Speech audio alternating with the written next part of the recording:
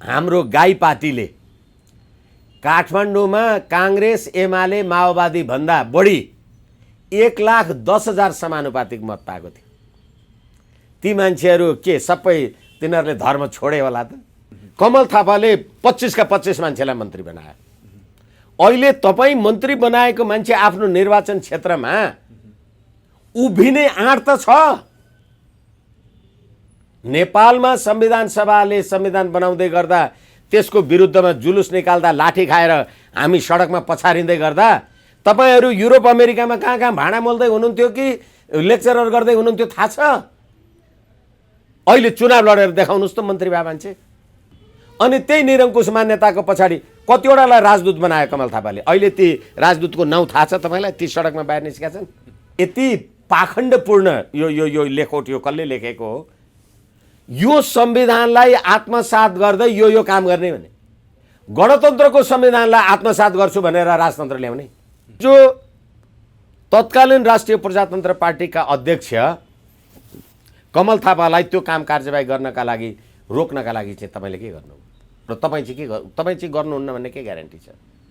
र फेरि अहिले अब केशरजीलाई उहाँलाई पार्टीमा पनि सहअध्यक्ष हुनु पर्यो, सेकेन्ड म्यान हुनु पर्यो, छोरालाई पनि मन्त्री बनाउनु पर्यो। अनि उहाँको छोरा त त्यतिखेर राप्रपा नेपालमा त सदस्य हुनुहुन्न थियो, वैधानिकतै थिएन, मन्त्री बन्नुभयो। यसै कारणले गर्दा मैले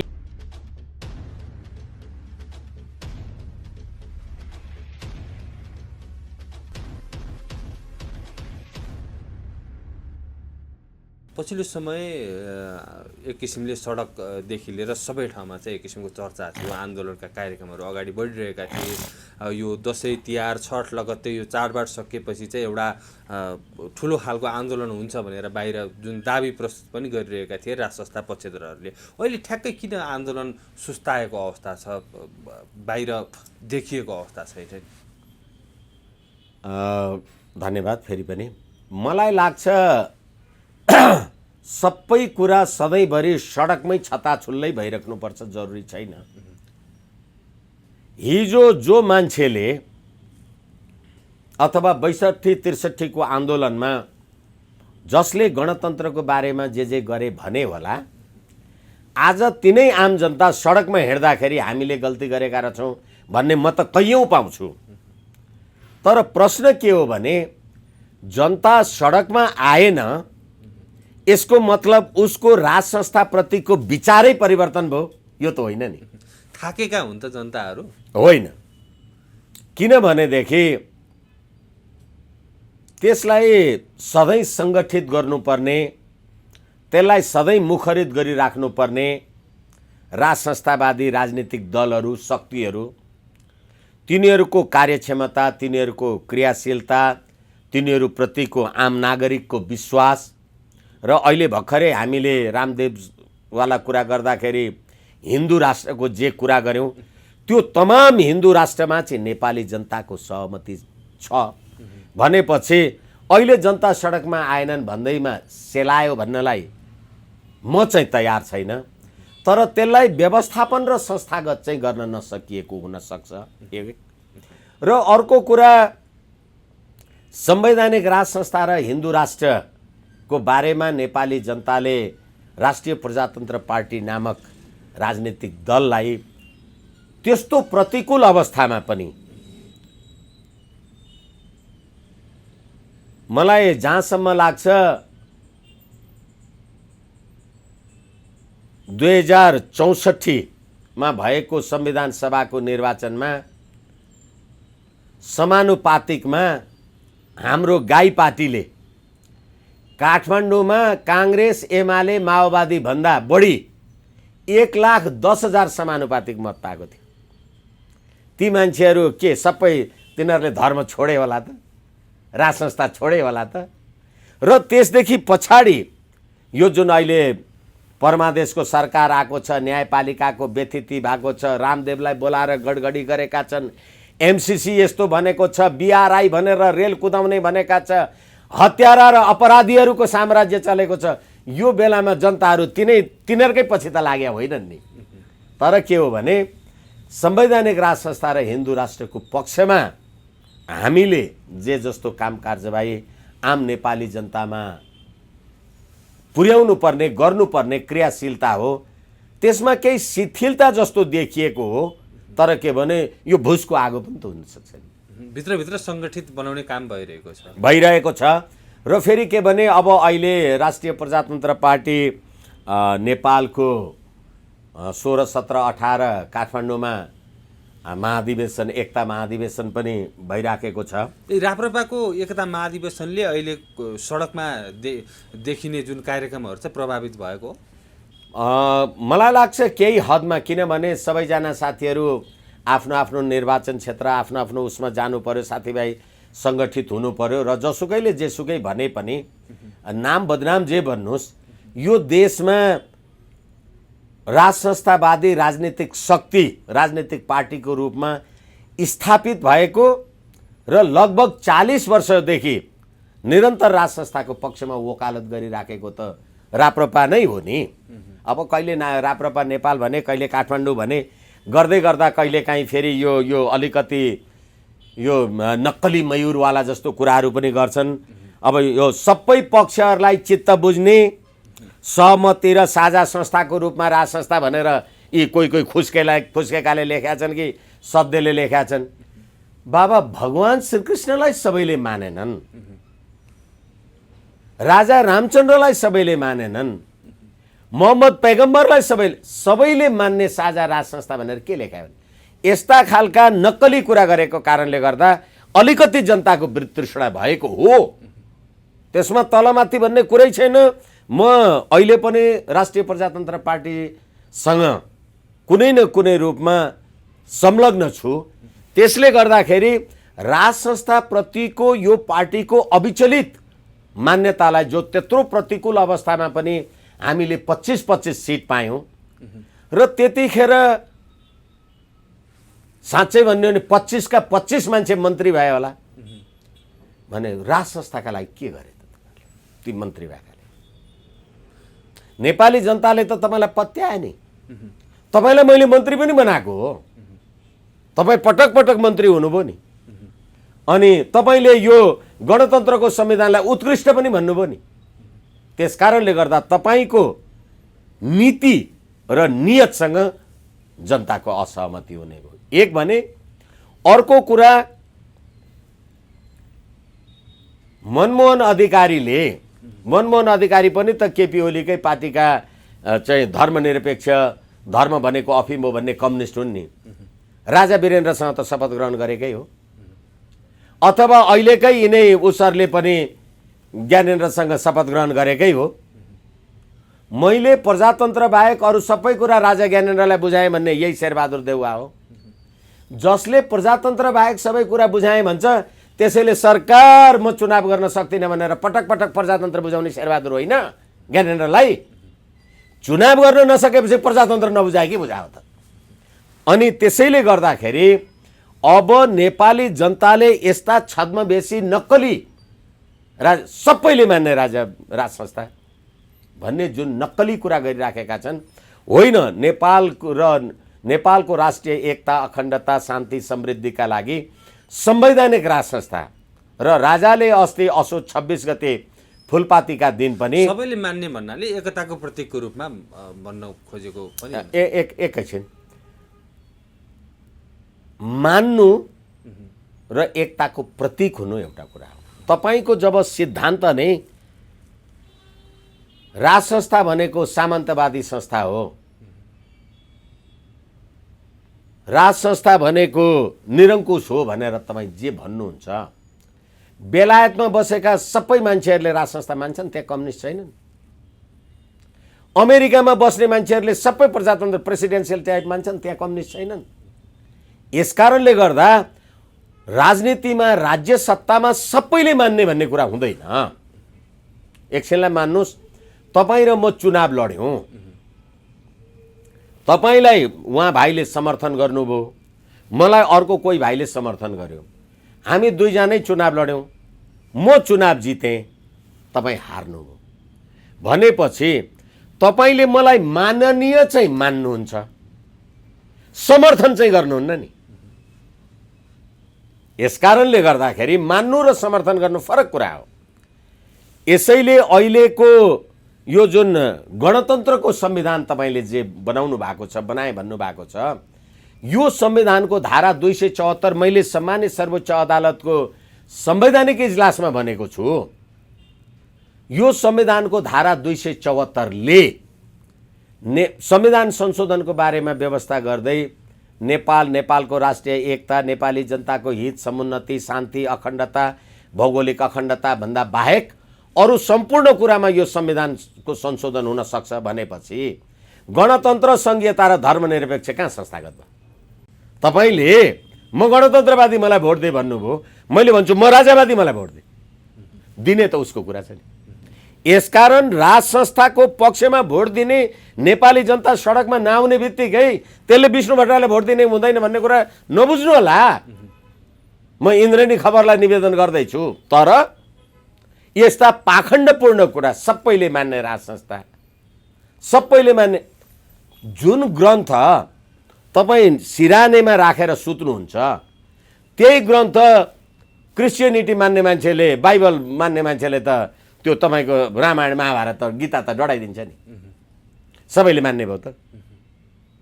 यसै कारणले गर्दा अघि म भर्खर निवेदन गर्दै थिएँ, राजा ज्ञानेन्द्रले राजतन्त्र बिनाको प्रजातन्त्र, प्रजातन्त्र बिनाको राजतन्त्र नेपालको हकमा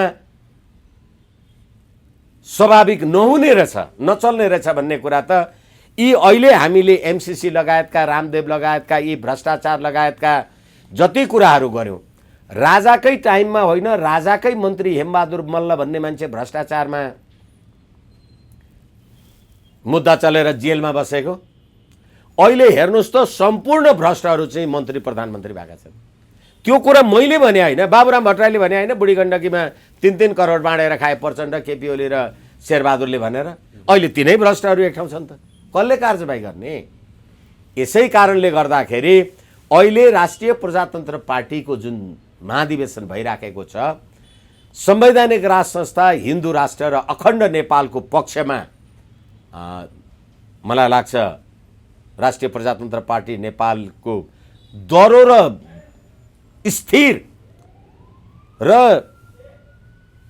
यो अहिले महाधिवेशनकै कुराकानी गर्दाखेरि चाहिँ दोस्रो पुस्तामा चाहिँ नेतृत्व हस्तान्तरण हुनुपर्ने भनेर अहिले राजेन्द्र लिङ्गदेन जसरी अगाडि आइरहेका छन् नि, धवल शमशेर राणाले पनि साथ दिने, प्यानलै सहित चाहिँ अगाडि बढ्ने जुन तयारी गरिरहेका छन्, यसले अब हिन्दू राष्ट्र राज संस्था पुनर्स्थापनाका लागि चाहिँ राष्ट्रिय प्रजातन्त्र पार्टीको अब हुने नेतृत्वले चाहिँ कस्तो किसिमको भूमिका निर्वाह गर्छ, कस्तो किसिमको फरक पार्छ अब हुने नेतृत्वले?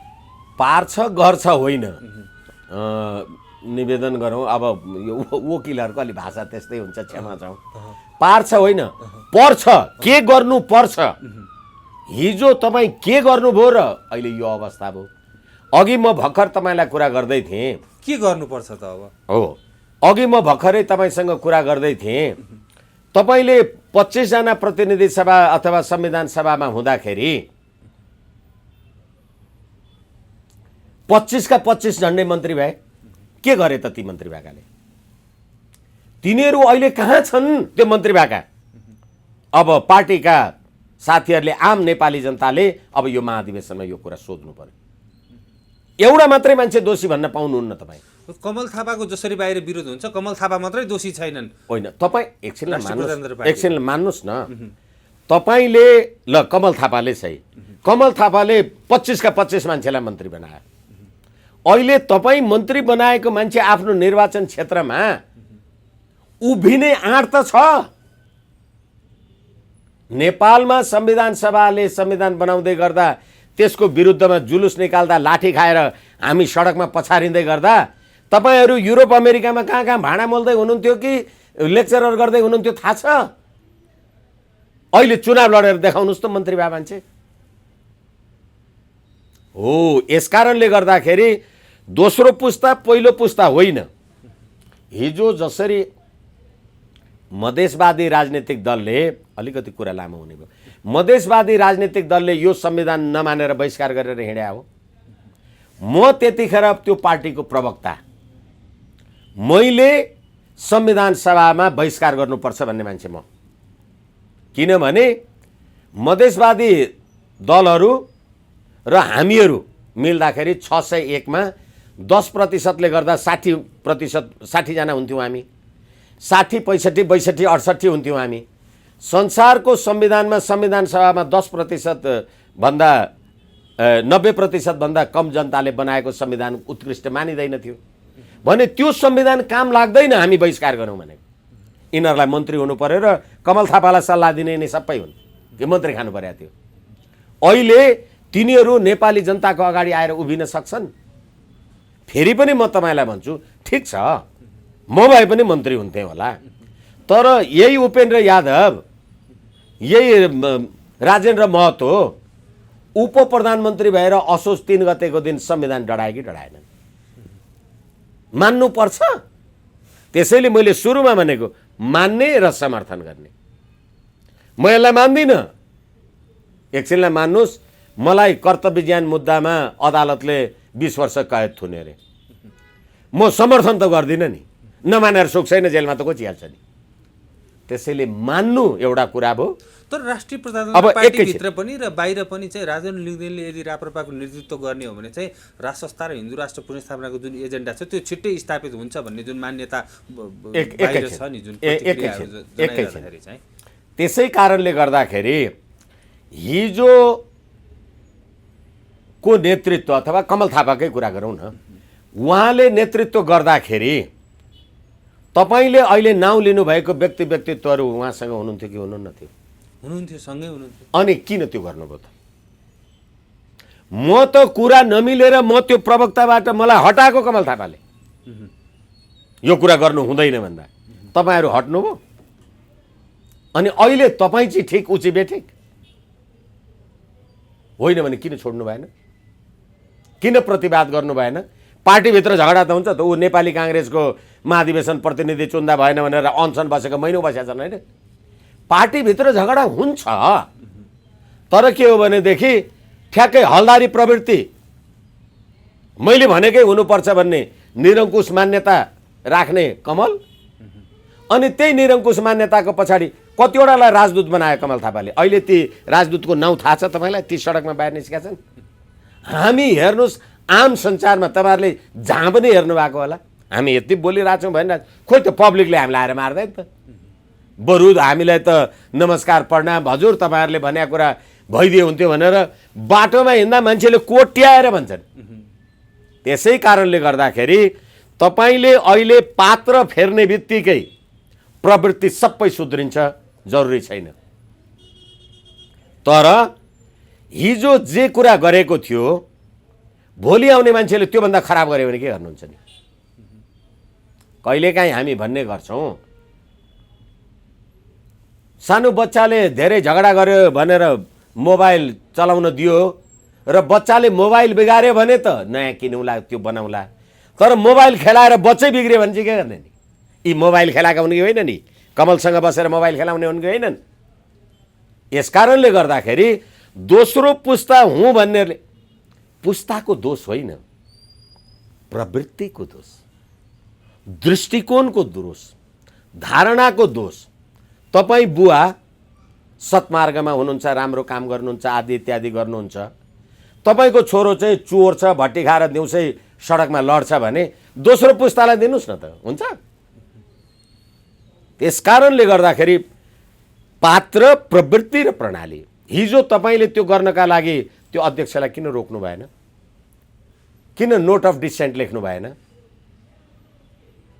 यसै कारणले गर्दाखेरि अहिले मेरो चाहिँ निवेदन के हो भने, आम नेपाली जनता जसरी संवैधानिक राज संस्था, हिन्दू राष्ट्र, अखण्ड नेपाल र नेपालको प्रादेशिक भौगोलिक अखण्डता, स्वाधीनता, सम्प्रभुता को बारेमा र फेरि अहिले यति पाखण्डपूर्ण यो लेखोट यो कसले लेखेको हो, यो संविधानलाई आत्मसात गर्दै यो काम गर्ने भने गणतन्त्रको संविधानलाई आत्मसात गर्छु भनेर राजतन्त्र ल्याउने, यस्तो लेख्ने यिनीहरूको आधारपत्र।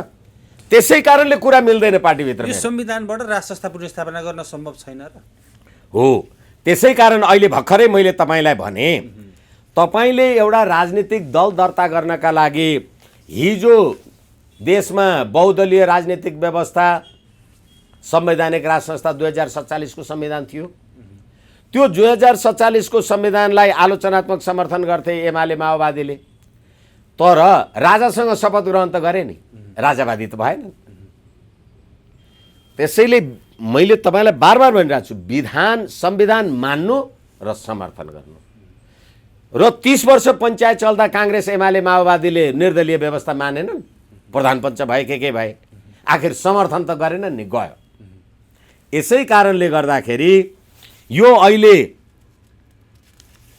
जुन यो भनिराखिएको छ कि यो संविधान अन्तर्गत रहेर होइन, यो संविधानको रणनीतिक प्रयोग गरेर, यो संविधान अन्तर्गत म चुनाव लडेँ र मैले 2/3 मत पाएँ भने संविधान त आफै हावा हुन्छ त, भोलि पार्लियामेन्टबाट आफै जान्छ त, केर जान्छ त। त्यति मात्रै पनि होइन, हिजो अघि मैले कुरा गरिसकेँ, जसरी मधेसवादी दलहरूले बहिष्कार गरेका थिए त्यतिखेर तपाईँले बहिष्कार गरे भए के हुन्थ्यो? तपाईँले कमल थापाले राष्ट्रपति विद्यादेवी भण्डारीलाई राष्ट्रपतिमा प्रस्तावक समर्थक किन बस्न जानुभयो? पात्र हेर्नुहोस्। त्यसैले नीति स्खलित हुँदैन, नेता स्खलित हुन्छ। अहिलेको अवस्थामा हिन्दू राष्ट्र र राष्ट्र संस्था पुनर्स्थापनाको लागि चाहिँ जुन किसिमले बाहिर पनि जुन किसिमको जनमानसमा एक किसिमको लहर छ, यो लहरलाई चाहिँ एउटा जुन किसिमले चाहना राखेका छन्, कौतूहलता पनि छ, कहिले राष्ट्र संस्था पुनर्स्थापना हुने हो, कहिले चाहिँ हिन्दू राष्ट्र फर्किने हो भन्ने देश विदेशमा रहने नेपालीलाई जुन किसिमको चासो चिन्ता अहिले जुन व्यक्त गरिरहेका छन् नि, अहिले राष्ट्रिय प्रजातन्त्र पार्टीको हुन लागेको यो एकता महाधिवेशनबाट चाहिँ कस्तो नेतृत्व आयो भने चाहिँ त्यो एजेन्डा मिट गर्नको लागि, हासिल गर्नको लागि चाहिँ सहज हुन्छ? साह्रै सान्दर्भिक कुरा इन्द्रेणी खबर। नीतिको नेता, नेताको नेतृत्व। अब तपाईँहरू नीतिबाट स्खलित हुनुभयो राष्ट्रपतिलाई सही छाप गर्ने। तपाईँले यो संविधान सभाभित्र गएर सही छाप गर्ने जति तपाईँहरू सबै नीतिबाट च्युत हुनुभयो। यसै कारणले गर्दाखेरि अब हामीले नयाँ नेतृत्वको बारेमा जे कुरा गरिराखेका छौँ, जुन पात्रहरूको नाम तपाईँहरूले लिइराख्नु भएको छ अथवा साथीभाइहरूले लिइराख्नु भएको छ, अर्को कोही पनि हुनसक्छ, त्यही नै हुन्छ भन्ने कुरा। र जसको नाम अहिले आइराखेको छ, हिजो तत्कालीन राष्ट्रिय प्रजातन्त्र पार्टीका अध्यक्ष कमल थापालाई त्यो काम कारबाही गर्नका लागि, रोक्नका लागि चाहिँ तपाईँले के गर्नु र तपाईँ चाहिँ गर्नुहुन्न भन्ने के ग्यारेन्टी छ? र फेरि अहिले पशुपति शमशेरजीहरू त्यतिखेर संवैधानिक राज संस्थाको पक्षमा हुनुहुन्थेन, अहिले हुनुहुन्छ, छौँ भन्नुहुन्छ। अनि उहाँहरूले त गणतन्त्रकै संविधान मानेर यो सूर्यबहादुर थापाको छोराहरू सुनिल थापाजीहरूले त जे गर्नुभयो जग जाहेरै छ। यसै कारणले गर्दाखेरि नेपाली जनतालाई धोका हुँदैन भन्ने कुराको लागि हामी जस्ता के म अध्यक्ष हुन सक्दिनँ अथवा म पार्टीमा स्थापित हुनु पर्दैन? यसैले गर्दाखेरि होला अब पार्टीको अधिवेशनमा अब मेरो कुनै निर्वाचन क्षेत्र छैन, म सहभागी हुन्छु होला, हुँदिनँ होला, अथवा त्यो महाधिवेशन प्रतिनिधित्व हुनु पर्यो नि, अथवा म भएँ भने पनि फेरि पनि हामी त आम सञ्चारसँग कुरा भइहाल्छ। भइन भने पनि अहिले मैले इन्द्रेणी खबरलाई जे कुरा भनेको छ, नेपाली जनता यो बारेमा सजग छन्। अब तपाईँले उसलाई गाली गरेर र त्यो दोषको भागी तपाईँ पनि हुनुपर्छ। जस चाहिँ तपाईँ आफू पनि लिने, अब जस चाहिँ त्यो कमल थापालाई मात्र लाउने कुरा त हुँदैन नि। यसै कारणले गर्दाखेरि त्यो टिम नै कसरी दोषी छैन? जस्तो होइन भन्दाखेरि 1 2 3 ठ्याक्कै बाहिर जुन किसिमले राष्ट्र संस्था पक्षधर होस् अथवा चाहिँ आम जनमानसबाट पनि जुन किसिमको यो संविधानलाई स्वीकार गरेको उत्कृष्ट संविधान भनेको सरकारमा बारम्बार सहभागी भएका जस्ता विभिन्न किसिमका आरोपहरू लगाइरहँदाखेरि चाहिँ यो राष्ट्र संस्था र हिन्दू राष्ट्रको एजेन्डालाई चाहिँ अहिलेसम्म ल्याइपुर्याउनको लागि सुरुवाती दिनदेखि लडेको भनेर अघि यहाँले आफैले पनि भन्नुभयो। ठ्याक्कै राष्ट्र संस्था र हिन्दू राष्ट्रको लागि यो एजेन्डाको लागि चाहिँ उहाँले पुर्याउनु भएको योगदान 1 2 3 ठ्याक्कै ठ्याक्कै सम्झिनु पर्दा चाहिँ कसरी सम्झिन्छ? होइन, फेरि अर्को कुरा चाहिँ के हो भनेदेखि अघि मैले तपाईँलाई भने त्यो प्रतिकूल अवस्थामा जबकि राज संस्था भनेर राजा भनेर बाहिर निस्किँदा राजा वीरेन्द्रको वंश विनाश गर्ने ज्ञानेन्द्र भनेर जे गर्दा अथवा हामीले जसरी कुटाइ खायौँ, हामीले कुटाइ खाँदा यी अहिले भएका नयाँ नयाँ यी मान्छेहरू कहाँ थिए?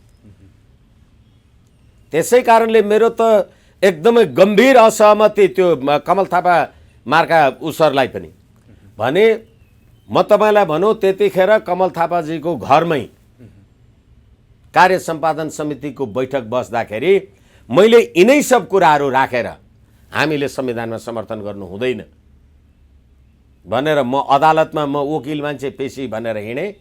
अनि त्यहाँबाट भरे उनीहरू बेग्लै बेग्लै अर्को कहाँ कोसँग के साँठगाँठ र गठमत गरेर तल र माथि गरे। तर मैले भने जस्तो आज त सबैजना त्यही कुरा भनेको मान्नु पर्यो नि।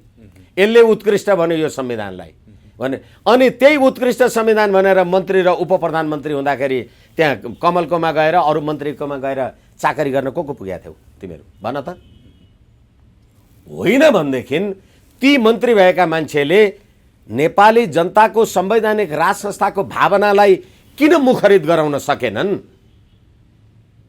त्यही हाम्रो केशर विष्टजी लगायतकै मान्छे कुरा गरौँ न। अब केशरजीलाई उहाँलाई पार्टीमा पनि सहअध्यक्ष हुनु पर्यो, सेकेन्ड म्यान हुनु पर्यो, छोरालाई पनि मन्त्री बनाउनु पर्यो। अनि उहाँको छोरा त त्यतिखेर राप्रपा नेपालमा त सदस्य हुनुहुन्न थियो, वैधानिक थिएन, मन्त्री बन्नुभयो। यसै कारणले गर्दा मैले धेरैचोटि अहिले इन्द्रेणी खबरसँग कुरा गर्दा भने त्यो हिजो गरेको कुराबाट आज पाठ लिनुपर्छ एक, र के भने कमल थापालाई मात्रै गाली गरेर तपाईँले पनि मुक्ति पाउनुहुन्न। तपाईँले त्यो गल्ती गर्नबाट त्यो कुरा गल्ती थियो भने रोक्नलाई के काम गर्नु? त्यतिखेरै राजीनामा गरेर किन निस्किनु भएन? सन्दीपजी, म पीडाका साथ भन्छु, धेरैचोटि राजा ज्ञानेन्द्रको टाइममा मन्त्री परिषदमा बसेका मान्छे डाक्टर गिरी त अहिले परलोक हुनुभयो। मैले ती मन्त्री भएको मान्छे दानबहादुर शाही लगायतका मान्छेहरूलाई भनेको छु, राजाले जानेनन्, हामीले यो गर भनेको मानेनन्, त्यो गर भनेको मानेनन्, अहिले दुःख पाइयो हेर्नुहोस् भने। तपाईँ राजा, तपाईँले मलाई मन्त्री प्रधानमन्त्री बनाउनु भएको छ र मैले दिएको सल्लाह तपाईँले मान्नु भएन भने मैले किन मन्त्री पद छोडिनँ? लाज छैन? कति निकृष्ट छन् राजावादी। राजाले कस्ता मान्छे पालेका रहेछन् र राजाले त्यो तितेपातीको बुट्टामा समातेर कान्लामा दिसा पिसाब गर्ने मान्छेहरूलाई काठमाडौँमा बोलाएर यत्रो मौजा कोनेके बक्सिस दिँदा अहिले नारायण एटीभन्दा राम्रा घरमा बस्छन् तिनीहरू। राजतन्त्र जाँदा बाहिर निस्के। सोध्नुहोस् न तिनीहरूलाई, चुनौतीका साथ भन्दैछु। यसै कारणले गर्दा नीतिबाट स्खलित भयो, अब तिमी हुँदैन। तर त्यो नीतिबाट स्खलित गर्ने कुरामा तिम्रो पनि सहभागिता छ, तिमी पनि चोखो छैन। यसकारण राज संस्थावादी आम नेपाली जनतालाई मेरो इन्द्रेणी खबर मार्फत के हो भने, तपाईहरूले अरू मान्छेहरू चिन्नुहुन्न, अरू मान्छेहरू जान्नुहुन्न, के हामी अध्यक्ष हुन सक्दैनौँ? के कुराले अयोग्य होला? म तपाईँले अहिले जुन मान्छेहरूको नाम लिइराख्नु भएको छ, म के कारणले अयोग्य होला? एक कारणले अयोग्य हुन सक्छु म, किनभने मसँग गैरकानुनी आर्जन सम्पत्ति पनि छैन, म अरबपति मान्छे पनि होइन। अहिले जो मान्छेहरू निर्वाचनमा लड्न उठ्न खोजिराखेका छन् र उनीहरूको त्यो आर्थिक हैसियत चाहिँ कहाँबाट आयो? पार्टीको पद प्रतिष्ठालाई एक्सप्लोइट गरेर तपाईँले सम्पत्ति आर्जन गर्नुभएको छैन। यसै कारणले गर्दाखेरि यो पनि प्रश्न महाधिवेशनमा उठ्नुपर्छ र सबैले मान्ने राज संस्था भनेर जे भनेका छन् यो जस्तो पाखण्डपूर्ण कुरा छोड्नुपर्छ। हस्, यहाँलाई धेरै धेरै धन्यवाद यो समय र यो संवादको लागि। हस्, इन्द्रेणी खबरलाई हार्दिक धन्यवाद, नमन प्रणाम।